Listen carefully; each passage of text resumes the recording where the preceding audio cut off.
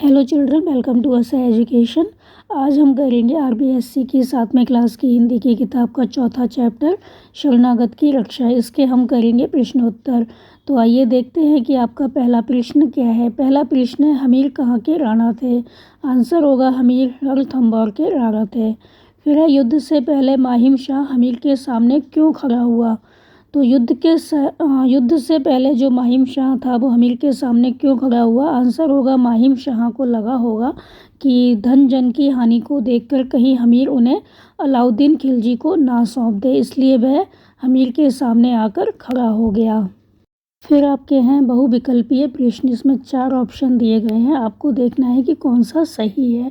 पहला है, महाराज मैं दुखिया हूँ, मेरे प्राण संकट में हैं, आपकी शरण आया हूँ। किसने कहा। तो महाराज मैं दुखिया हूँ, मेरे प्राण संकट में हैं, आपकी शरण आया हूँ, ये किसने कहा था। ये कहा था माहिम शाह ने।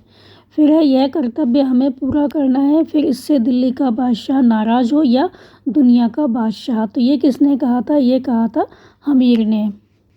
फिर आपके हैं अति लघु उत्तरीय प्रश्न। इसमें पहला है, माहिम शाह किसका भगौड़ा था। तो माहिम शाह दिल्ली के बादशाह अलाउद्दीन खिलजी का भगौड़ा था। फिर है, माहिम शाह किसकी शरण में आया। तो माहिम शाह रणथंभौर दुर्ग के स्वामी राणा हमीर की शरण में आया। आपके लघु उत्तरात्मक प्रश्न। इसमें पहला है, राजा हमीर ने अपने सलाहकारों को अनुत्साहित क्यों पाया। तो राजा हमीर ने अपने सलाहकारों को अनुत्साहित क्यों पाया। उत्साहित नहीं पाया बल्कि अनुत्साहित पाया। क्यों पाया। तो जब माहिम शाह अपना पूरा परिचय देकर हमीर से शरण देने की याचना कर रहा था तो सभा में राजा के सलाहकार भी उपस्थित थे। तो जब हमीर ने उनके विचार जानने के लिए उनकी ओर देखा तो पाया कि वे माहिम शाह को शरण देने में रुचि नहीं ले रहे थे। कारण यह था कि माहिम शाह भी अलाउद्दीन के साथ राजपूतों का रक्त बहाने में शामिल था, इसलिए शत्रु को शरण देने की बात उन्हें पच नहीं रही थी। अगला प्रश्न है कि राजा हमीर ने कर्तव्य पालन के बारे में सलाहकारों से क्या कहा। तो कर्तव्य पालन के बारे में सलाहकारों से राजा हमीर ने कहा कि कर्तव्य की सीमा केवल कर्तव्य का पालन करना ही होता है। कर्तव्य पालन में सुख दुख हानि लाभ पर विचार करना दुकानदारी जैसा है और यह वीर पुरुषों को शोभा नहीं देता। माहिम एक शरणार्थी होकर हमारे पास आया है और राजपूत का कर्तव्य शरणागत की रक्षा करना होता है, इसलिए हमें अपना कर्तव्य पूरा करना होगा, चाहे कोई कितना भी शक्तिशाली व्यक्ति इससे नाराज हो जाए। आपका अगला प्रश्न है कि राजा हमीर ने अलाउद्दीन को भेजे संदेश में क्या लिखा। तो राजा हमीर ने अलाउद्दीन को भेजे संदेश में लिखा कि उसने माहिम को, जो माहिम शाह है, उसको शरण दे दी है, अपने यहाँ नौकरी नहीं दी है। पूर्वजों से उन्हें यही शिक्षा और संस्कार मिले हैं कि शरणागत व्यक्ति की हर मूल्य पर रक्षा की जाए, इसलिए बादशाह सपने में भी ना सोचें कि हमीर माहिम को लेकर उसकी सेवा में हाजिर होगा, वह जो ठीक समझे करे। यह आपके दीर्घ उत्तरात्मक प्रश्न। पहला है, रणथंभौर किले में हुई सभा में माहिम शाह ने राजा हमीर से क्या खुशामद की। आंसर होगा, जब एक दिन किले के भंडारी ने हमीर को सूचित किया कि भंडार में खाने का सामान समाप्त हो गया है तो उसने सभी सलाहकारों और अधिकारियों की सभा बुलाई। माहिम शाह इस हालत के लिए अपने को दोषी मान रहा था, इसलिए उसने हमीर की खुशामद की कि वह उसे अलाउद्दीन को सौंपकर संधि कर ले ताकि जन धन की हानि जो है वो रुक जाए। वह बहुत गिड़गिड़ाया लेकिन किसी ने उसके प्रस्ताव का समर्थन नहीं किया, क्योंकि राजपूत अपनी आन की रक्षा के लिए सब कुछ दांव पर लगाने का निश्चय कर चुके थे। तो जब एक दिन किले के भंडारी ने हमीर को सूचित किया कि भंडार में खाने का जो सामान है वो समाप्त हो गया है तो उसने सभी सलाहकारों अधिकारियों की क्या की, सभा बुलाई, मीटिंग की। तो माहिम शाह इस हालत के लिए अपने को दोषी मान रहा था, तो इसने क्या किया, हमीर की खुशामद की कि वह उसे अलाउद्दीन को सौंपकर संधि कर ले ताकि जन धन की जो हानि है वो रुक जाए। वो बहुत गिड़गिड़ाया, बहुत विनती की उसने, लेकिन किसी ने उसके प्रस्ताव का समर्थन नहीं किया, क्योंकि राजपूत अपनी आन की रक्षा के लिए सब कुछ दांव पर लगाने का निश्चय कर चुके थे। फिर आपका अगला प्रश्न है कि राजा हमीर ने शरणागत की रक्षा के लिए क्या क्या कुर्बानियाँ दी। आंसर होगा, जब माहिम शाह भागकर हमीर के पास शरण मांगने पहुंचा तो हमीर ने अच्छी तरह समझ लिया था कि माहिम को शरण देना उसे बहुत महंगा पड़ेगा। उसने लाभ हानि की चिंता किए बिना माहिम को शरण प्रदान की। यह खबर जब दिल्ली के बादशाह अलाउद्दीन खिलजी के पास पहुंची तो उसने अमीर को धमकाकर माहिम को सौंपने का संदेश भिजवा दिया।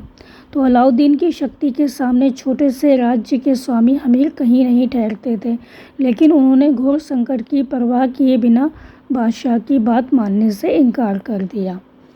फिर युद्ध आरंभ होने पर अमीर की प्रतिदिन जन धन की हानि होने लगी।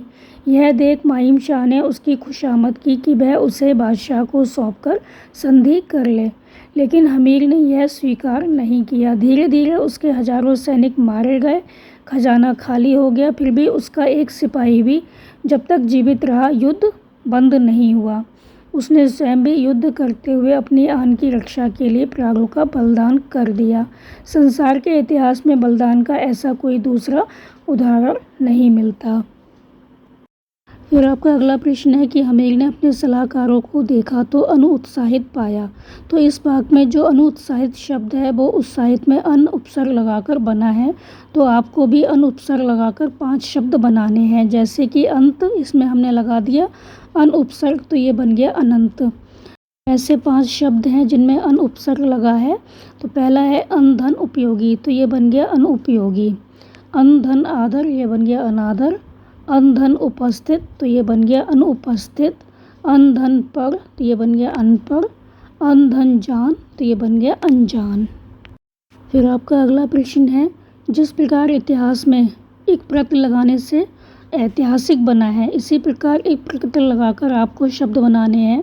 जैसे भूत में एक प्रत्यय लगाया तो बन गया भौतिक। तो इस तरह से हम बनाएंगे शब्द। भूगोल में एक प्रत्यय लगाने से बन जाएगा भौगोलिक। उपचार में एक प्रत्यय लगाने से बन जाएगा औपचारिक। विचार में एक प्रत्यय लगाने से बन जाएगा वैचारिक। और रसायन में एक प्रत्यय लगाएंगे तो बन जाएगा रासायनिक। तो जो प्रत्यय होते हैं वो शब्द के बाद में लगते हैं और जो उपसर्ग होते हैं वो शब्द से पहले लगाए जाते हैं। तो भूगोल में एक लगाया तो बन गया भौगोलिक। उपचार में एक लगाया बन गया औपचारिक। विचार में एक लगाया बन गया वैचारिक। रसायन में एक लगाया तो बन गया रासायनिक। फिर है आपका अगला प्रश्न के नीचे समश्रुति विभिन्नार्थक शब्द दिए गए हैं, इनको वाक्यों में प्रयोग कर इनके अर्थ और अंतर जो है वो स्पष्ट करना है। अर्थ में जो अंतर है वो स्पष्ट करना है। तो यहाँ पर शब्द जो दिए गए हैं सुनने में एक जैसे लगते हैं, लेकिन उनका अर्थ जो है वो अलग अलग होता है। तो इनको आपको वाक्यों में प्रयोग करना है और इसका अंतर जो है, क्या अंतर है, वो स्पष्ट करना है। तो पहला है सूत और सुत। तो सूत क्या होता है? धागा, जो कि कपड़े बनाने में प्रयोग किया जाता है। तो सूत का बना कपड़ा जो होता है वो महंगा होता है। और सुत माने होता है पुत्र। तो ये हो गया दशरथ के सुत, जो रामचंद्र जी थे वो वन को गए। फिर है पथ्य और पथ। तो पथ्य, रोगी को पथ्य में सहज में पचने वाली वस्तु देनी चाहिए। और पथ हो गया रास्ता। तो राजपथ पर सैकड़ों लोग आ जा रहे थे। फिर है धन्य और फिर है धान्य। धन, धान्य। तो धन्य हो गया दूसरों के उपकार में जीवन लगाने वाले मनुष्य धन्य हैं। धान्य, इस गांव के सभी घर धन धान्य से भरपूर हैं। फिर है उदार और उद्धार। तो उदार हृदय वाले लोग सबकी सहायता करते हैं। उद्धार हो गया शरण में आने वाले दुष्ट का भी भगवान उद्धार करते हैं। फिर आपका अगला प्रश्न है, इसमें आपके जो 2 प्रश्न हैं वो आप अपने आप करेंगे। इसका हम करेंगे तीसरा प्रश्न। ये है, आपके अनुसार अमीर द्वारा माहिम को शरण देना ठीक है या नहीं, उचित है या नहीं, तर्क सहित लिखिए। तो आंसर होगा कि माहिम शाह अलाउद्दीन का अधिकारी होने के कारण राजपूतों का शत्रु था। तो अमीर के सरदारों ने माहिम शाह को शरण न देने के पक्ष में यह तर्क दिया था।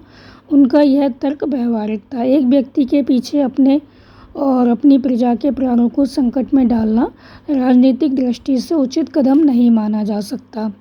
अमीर चाहता तो माहिम को अलाउद्दीन को न सौंपकर कहीं दूर सुरक्षित छुड़वा सकता था। नैतिक और भावनात्मक दृष्टि से संकट में पड़े व्यक्ति की रक्षा भले ही उचित है, लेकिन एक राज्य या राजा या शासक के रूप में अमीर का माहिम को शरण देना, अपना सर्वस्व बलिदान कर देना उचित प्रतीत नहीं होता।